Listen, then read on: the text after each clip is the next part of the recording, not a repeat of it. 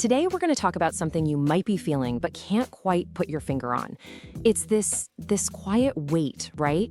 A responsibility that often settles in after 60. A sense that you've become the keeper of something really precious and maybe a little fragile. Well, in this explainer, we're going to explore that feeling together, uncover why it happens, and then map out a way for you to reclaim your peace and your power over your family's most precious asset, its legacy. Does that sound familiar? It's that sudden, heavy realization that you've kind of become the sole guardian of the family flame. You're the one who remembers all the holiday traditions, tells all the stories, knows all the recipes, and there's this quiet, nagging feeling in the back of your mind that if you were to stop, all of it, your family's entire unique history, could just evaporate. I promise you, you are not alone in feeling this. So here's our roadmap. We'll start by digging into this hidden weight. Then we'll look at the generational gap that can make it all feel so challenging.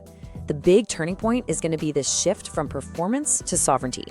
After that, we'll get really practical with a toolkit I'm excited to share. It's called the Curated Continuity Protocol. We'll wrap up by reframing your role as an anchor for the future and give you one simple step you can take today. Let's get started. First things first, it's so important to understand that this feeling of responsibility, it isn't just you being nostalgic or sentimental, not at all. Anthropology and neuroscience actually show us it's something way deeper, a biological imperative that's been wired into us for thousands of years. So let's look at this term here, the cultural continuity drive. Now, I know it sounds a bit academic, but it's not just a fancy phrase. It actually points to a real network in your brain called the Generativity circuit. Just think of it as your brain's built-in history keeper. Its whole job is to make sure your family's identity, its stories, its traditions survives. It's the reason you feel that little pang of importance when you pull out your grandmother's handwritten recipe book. See, that feeling isn't just about the cake. It's your brain signaling that this ritual is a vital thread in the fabric of your family story. So what you're feeling, it isn't some personal quirk. It's a powerful ancient survival strategy at play. So here's the bottom line. Your brain is wired for what we can call narrative immortality. It knows on a deep instinctive level that the most valuable thing you can pass on isn't money, it's the family story. You know, the story of how your parents met, the silly jokes your grandfather always told, the struggles the family overcame together. These traditions, these values, these memories, that's how a part of you and everyone who came before you gets to live on. And that's why this weight feels so profound. It's a primal drive to protect your lineage. Okay, so if this drive is so natural, why does it feel so exhausting right now? Well, the answer is in the gap. The gap between the world you grew up in and the world the younger generations are living in now. This is where we run into what I call tradition tension. It's a clash of two totally different operating systems, one built for depth and the other built for speed. Family sociology gives us a really powerful concept to help us understand this, the Intergenerational Stake Hypothesis. Basically, it says that as the elder, you have the highest stake in the family's harmony and its continuity. And why is that? Because in so many ways, your thriving family is the ultimate proof of your life's work. It's the living, breathing result of all your love, your effort, and your values. So your emotional investment is naturally the deepest, which means you feel the pressure of keeping it all going the most. Here's a really positive way to frame your role. You haven't just gotten older, you've been promoted. You are now the chief meaning officer of your family. It's true. Research shows that as we age, our brains naturally start to prioritize deep emotional meaning over just collecting new trivial information. You're less interested in scrolling through endless social media feeds and way more interested in the quality of your connections. Your focus on tradition isn't about being stuck in the past. It's actually a sign of profound wisdom. This slide really gets to the heart of the conflict, doesn't it? The ritual gap. On the left, that's your world, where traditions were the social glue. A long holiday dinner was this incredible chance for deep connection, a time to really catch up, tell stories, and just be together. But on the right, and their world of digital velocity, that very same dinner can feel, well, like an inefficient use of time. It's an interruption in a life that's lived at incredible speed. Their world values fragmented, fast information and individual optimization. Look, neither one is wrong, they're just operating on totally different principles. And this brings us to something called the sentinel effect. This is that protective urge you feel to guard the family's customs. I mean, think about it. Why do you insist on that one specific dish at a holiday? It's not really about the food, is it? Historically, these rituals kept the tribe safe, they kept it unified, they signaled who was part of the group. So when you hear yourself saying, "But we've always done it this way," that's your inner sentinel trying to protect the safety and the integrity of your family. So let's be absolutely crystal clear about this. This feeling, it is not you being difficult or old-fashioned. It is a fundamental neurological mismatch. Your primal biological need for depth, for meaning, for connection is clashing head-on with a modern world that's built for speed, efficiency, and individuality. And understanding this as a mismatch and not as a personal failing is the first, most crucial step toward getting your peace back. Okay, here we are. This is the turning point of this whole explainer. We've understood the weight, we've understood the conflict. Now we're gonna make the shift.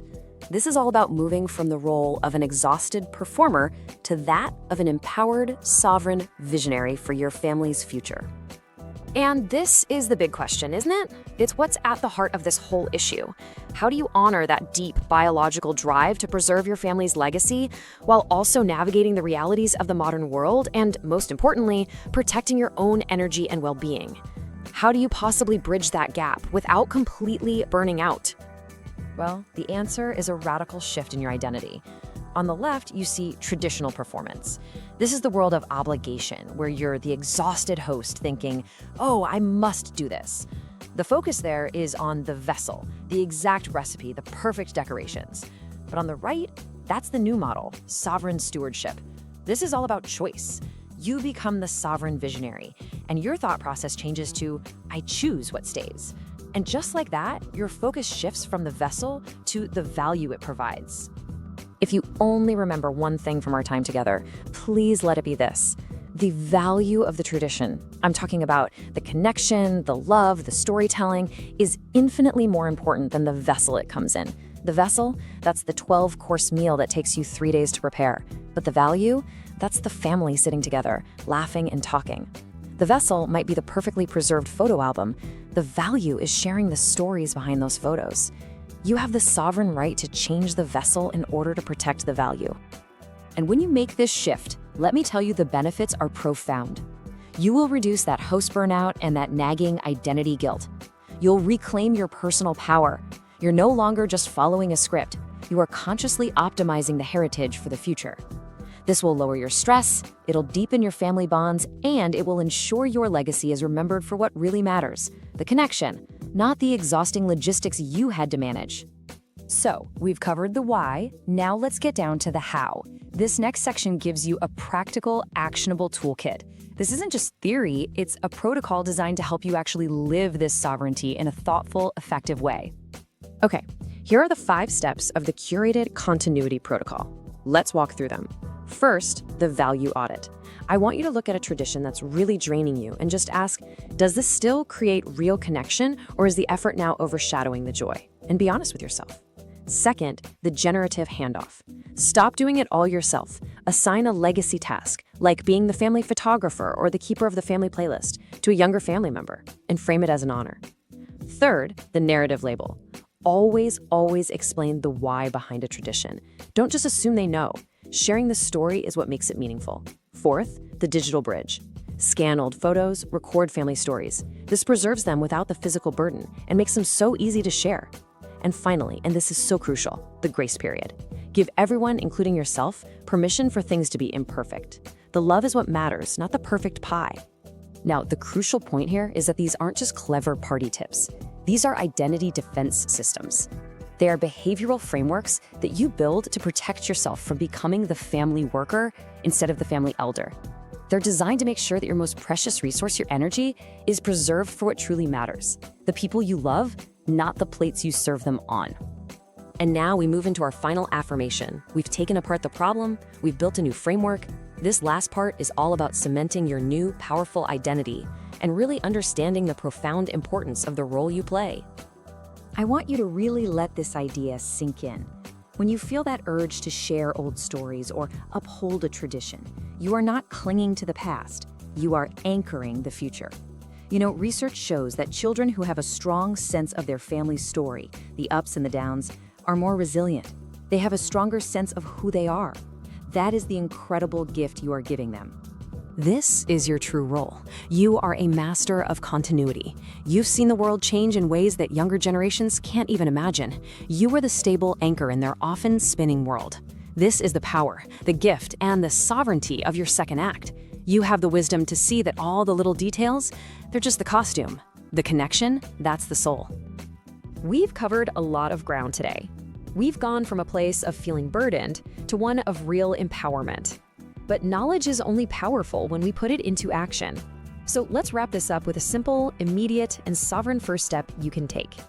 So here is your challenge. In the next 24 hours, I want you to identify just one family tradition that you've been dreading, just one thing that feels more like a burden than a joy. Then I want you to delegate the hardest part of it to someone younger in the family. Because when you share the work, you secure the story. Remember, your family legacy is not a job you perform, it's a flame you share. And the biggest lesson is that if you're the only one doing the work, the tradition is already over. So audit the burden, anchor the value, and lead your life with the sovereignty you have so deeply earned.